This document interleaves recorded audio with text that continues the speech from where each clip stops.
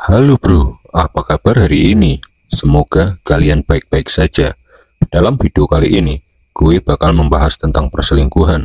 Bahwasanya, selingkuh adalah akibat, bukan penyebab. Setiap relasi cinta pasti ada masalah internal, baik yang ringan maupun yang berat.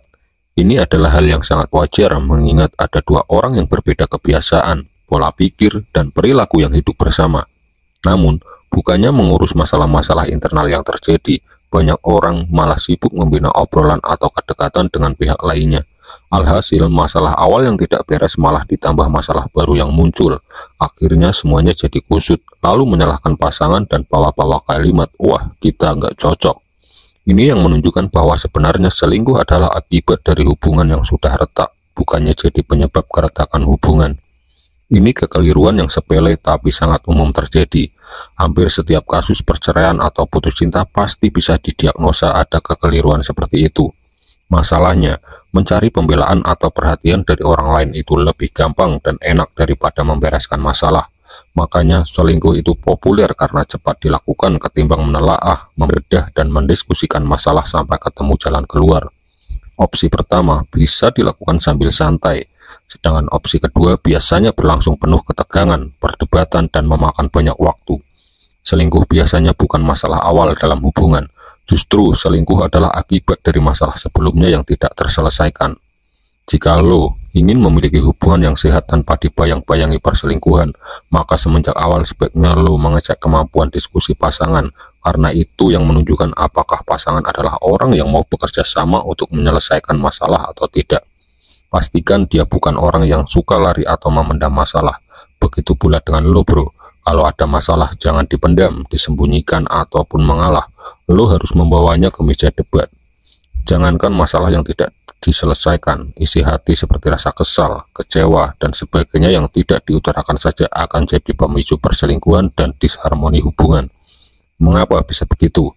Bayangkan, jika lo dan pasangan terbiasa memendam isi hati karena takut dinilai macam-macam oleh pasangan, lalu lo bertemu dengan orang yang mana lo bebas mengutarakan isi hati lo tanpa takut dinilai yang tidak-tidak, apa yang akan terjadi?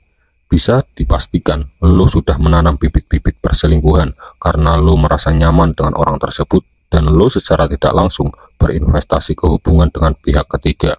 Semakin sering lo menginvestasikan cerita, kisah, dan waktu bersamanya, lo akan semakin jatuh cinta ke pihak ketiga tersebut. Dengan minimnya pendidikan, literasi, dan kemampuan komunikasi sebagian besar orang Indonesia, sebenarnya tidak mengherankan banyak yang tidak mampu diskusi atau bernegosiasi dengan pasangan sendiri. Apalagi jika masih mengelola pernikahan dengan dalil-dalil hati, jodoh, dan segala tetek bengek ekspektasi rohani yang menyunat logika. Biasanya hubungannya bukan semakin membaik, malah semakin belok ke jalan yang keliru. Bagaimana bisa menemukan solusi dan perbaikan jika yang dilakukan hanya diam, sabar, mengalah sambil berharap pasangan akan mengerti dan berubah? Akal sehat lo sebenarnya mengerti bahwa tanpa usaha yang berarti, masalah lo mustahil secara ajaib selesai begitu saja. Di film, komik, atau novel cinta mungkin cara itu berhasil, tapi di dunia nyata jelas tidak bro. Perubahan atau perbaikan hanya terjadi jika lo melakukan sesuatu. Sadari bahwa ketidakmampuan lo dan pasangan berdialog yang semakin memperlebar pintu dan jendela untuk pihak-pihak ketiga masuk ke dalam hubungan. Insting perselingkuh memang tertanam alami dalam setiap manusia, dan lo membangkitkannya lewat meredam atau mengabaikan masalah dalam hubungan. Oleh karena ada masalah atau perasaan yang terus dipendam, maka lo akan tanpa sadar mendorong bertingkah untuk memberontak dan menyabotase hubungan. Biasanya dimulai dari tanpa sadar melakukan hal-hal pasif yang lo tahu kurang atau tidak disukai pasangan. Misalnya, jadi malas menanggapi omongannya, bersikap dingin setiap kali bertemu, cuek saat diajak ngobrol, dan sebagainya. Hal-hal pasif itu terus meningkat ke hal-hal aktif yang tidak disukai pasangan. Misalnya, sering membatalkan janji mendadak, banyak kerja lembur, membeli barang atau kegiatan yang tidak penting, dan sebagainya yang pasti membuat pasangan jengkel. Saat hubungan bermasalah, lo bisa tanpa sadar gatal ingin mengonsumsi sesuatu yang bertentangan dengan keinginan, kesukaan, dan kebiasaan pasangan. Kenapa bertingkah seperti itu? Sengaja membeli barang yang tidak disukai pasangan itu untuk mengekspresikan frustasi plus kode cari perhatian. Walau penelitian mengakui sikap begitu bisa efektif untuk melepas frustasi, tapi itu tidak menyelesaikan masalah bro. cuma bikin perasaan lebih tenang saja. Lalu karena lebih gampang melepas frustasi daripada berdiskusi mencari solusi, akhirnya jadi kecanduan melakukan yang pertama daripada yang kedua. Hasilnya semakin bertambahlah kelakuan dan kegiatan yang memberontak itu sehingga merasa tidak bersalah meniti keakraban rahasia dengan pihak ketiga. Tidak lama kemudian, tahu-tahu lo dan pihak ketiga itu semakin akrab, semakin sering bertemu, semakin sering berinvestasi dalam hubungan, dan lo pura-pura tidak sadar sudah masuk ke perselingkuhan.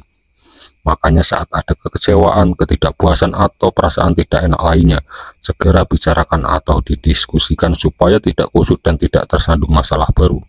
Semakin lo tunda membicarakan masalah internal, semakin lo memberi kesempatan diri sendiri dan pasangan untuk tersandung kenikmatan bersama pihak ketiga di luar sana. Coba lo ucapkan mantra ini berulang-ulang bro. Segala sesuatu selingkuh pada waktunya. Kalau sudah, tugas lo sekarang jangan mempermudah atau mendorong itu terjadi. Jika masalah hubungan tidak diselesaikan secara elegan dan cerdas, lo justru akan kehilangan lebih banyak daripada apa yang akan lo dapatkan bro.